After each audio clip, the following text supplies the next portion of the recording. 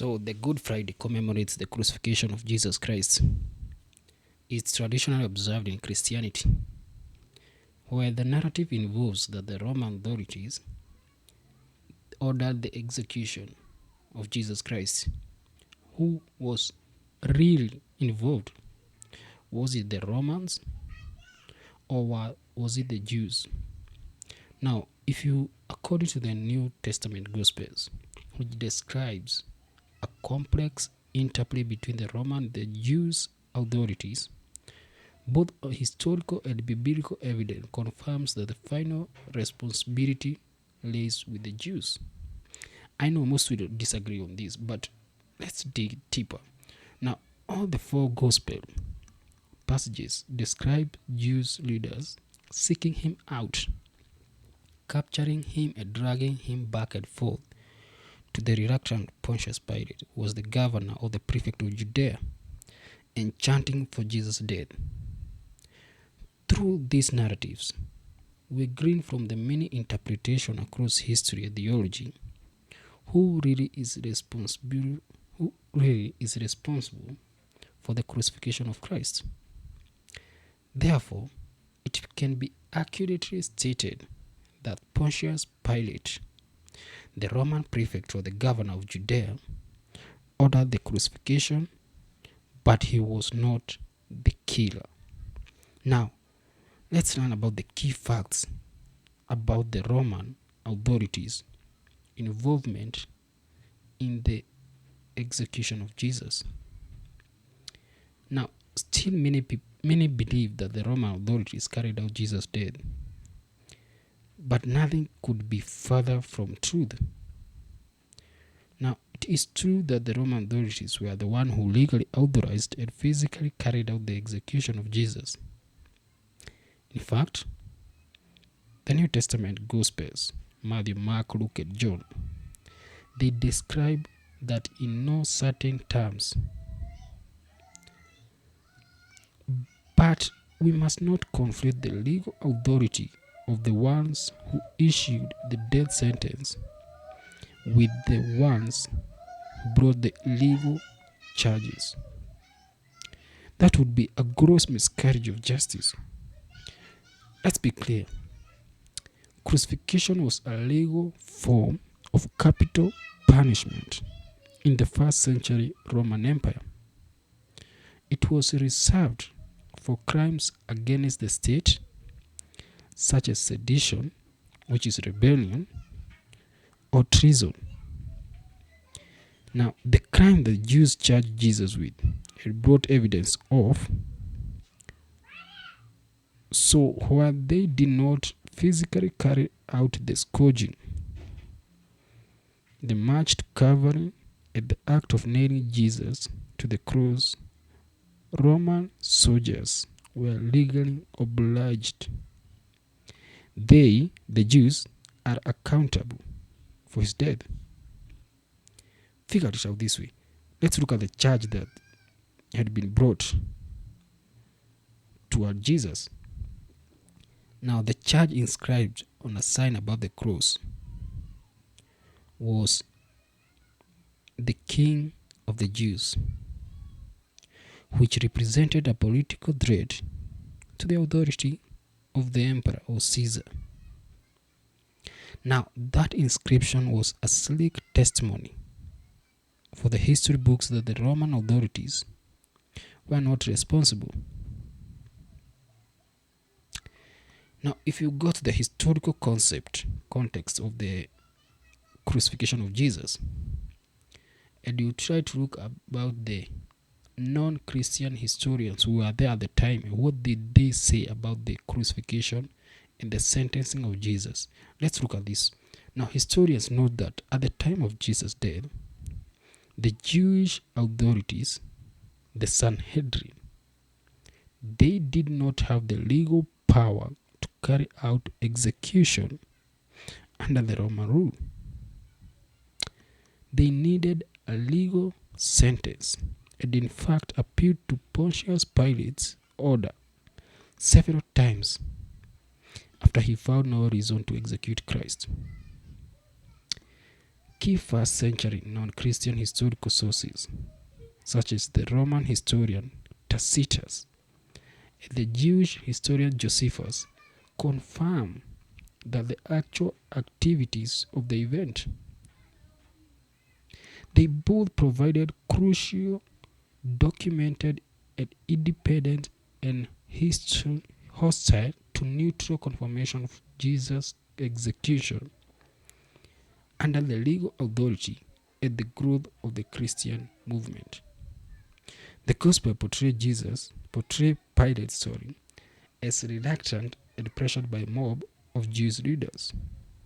However, many scholars view them as a narrative choice to shift blame away from Rome.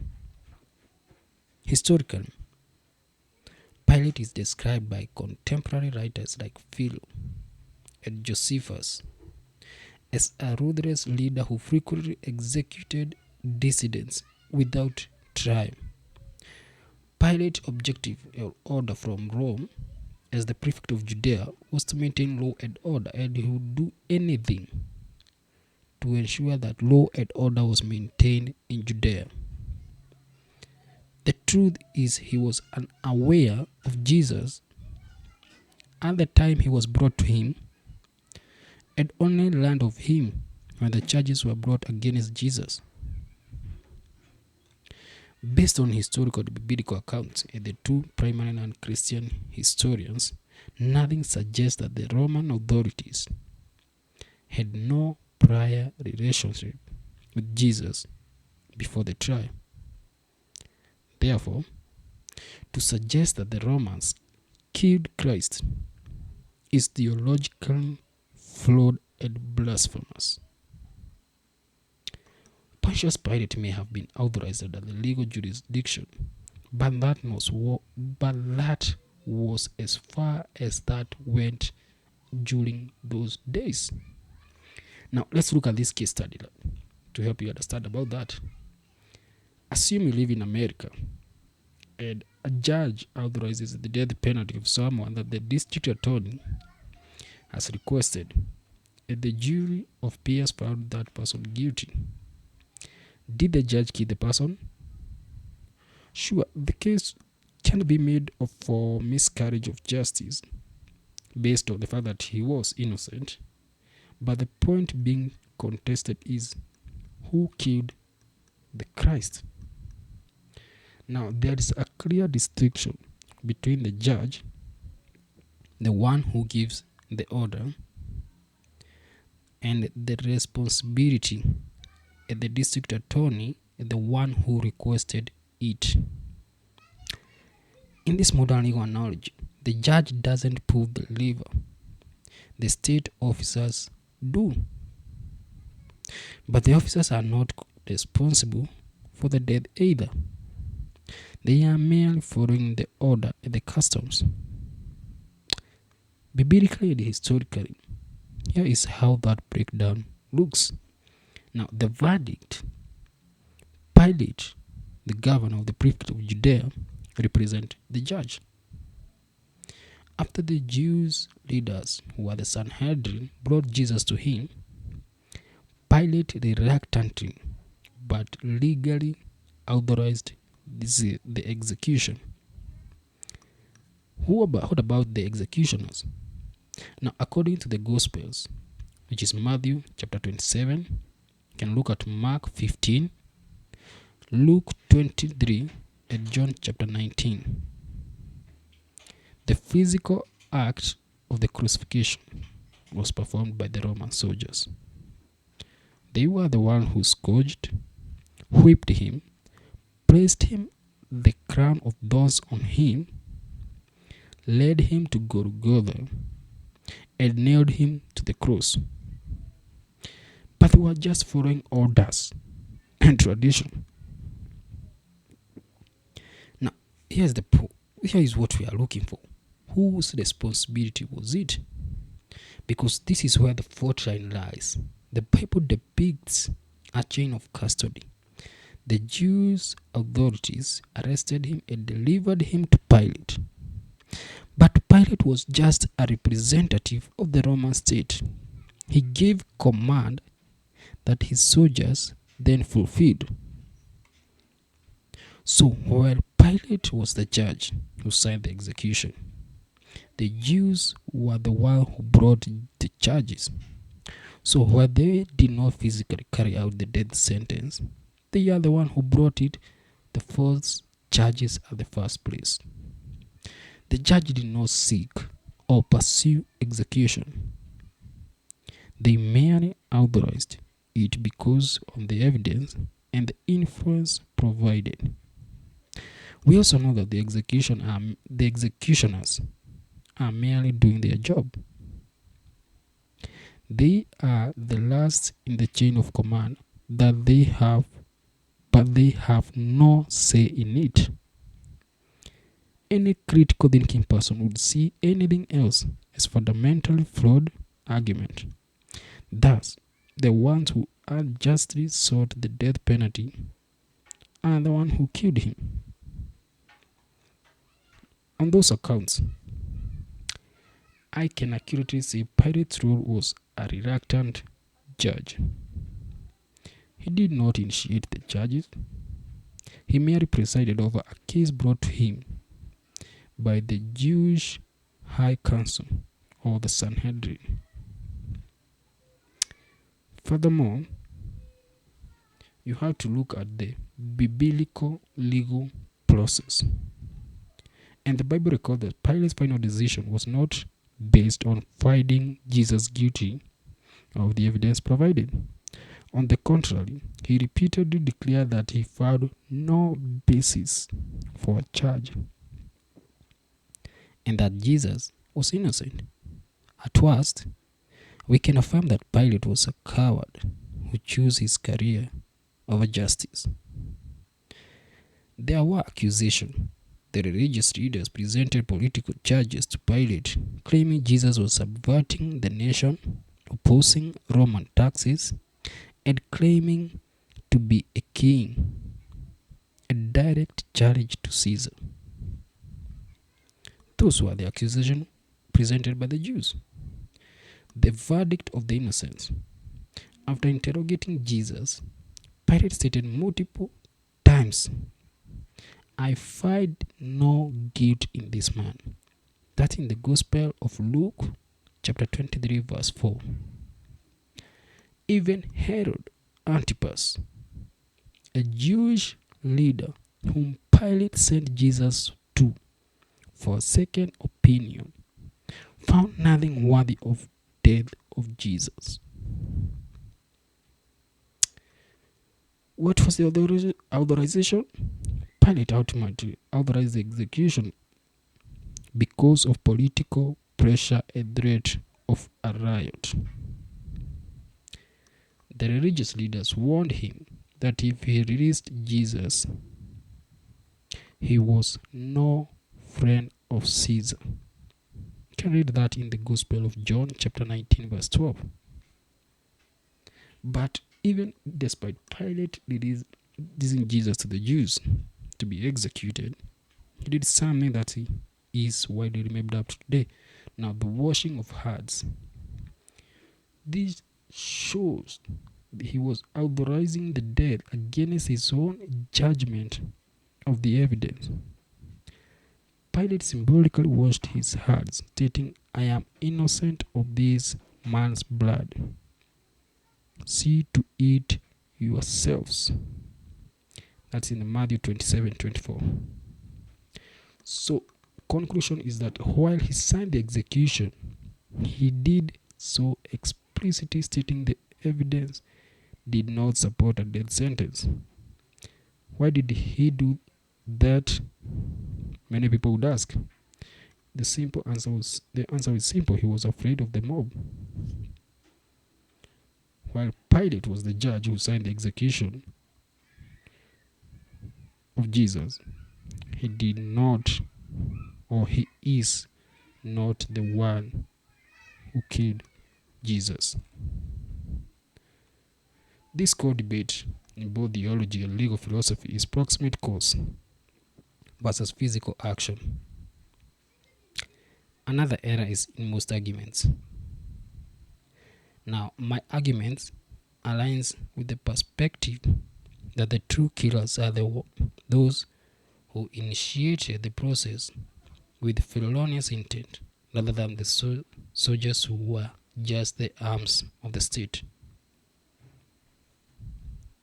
In biblical and historical analysis, this can be broken down into three distinct types of responsibility. Now we have the moral and the legal one. The Sanhedrin by initiation. Now, Jewish leaders are frequently identified as the primary instigators, which is a fact. They viewed Jesus as a threat to their authority and the religious status quo. They arrested him, held an illegal night trial, and then pressured a reluctant Pilate into death sentence by reframing what would have been religious blasphemy at worst as political sedition.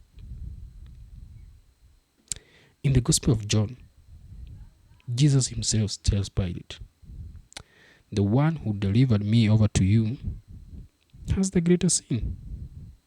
That is in John 19 verse 11. That directly supports my argument that the initiators carried the heavier weight of the act. They initiated an unstoppable momentum in the sequence of events leading up to his crucifixion. Now let's look at the second one, which is the judicial authorization. Now, while Pilate was the judge, his guilt in the biblical narrative comes from the abdication of duty. He publicly declared Jesus innocent by saying, "I find no guilt in him." Yet he authorized the execution anyway to prevent a riot and to protect his own career. Then came the symbolical washing of hands as an attempt to transfer the blood guilt back to the accusers, who are the Jews. Now, though it can be argued that this did not absolve him of his moral role in the killing. Now let's talk about the soldiers, who are the physical executioners. From a strictly historical and procedural standpoint, the Roman soldiers performed the act. However, they did not have any say in the chain of command. In fact, in the first century Roman military, refusing an order for execution would typically result in the soldier's own death. Now, you can argue that if a soldier did not obey the order of Pilate to beat, to scourge, and to end up killing Jesus, he probably could have been killed too. Now, Acts chapter 2 verse 23 supports my chain of command view.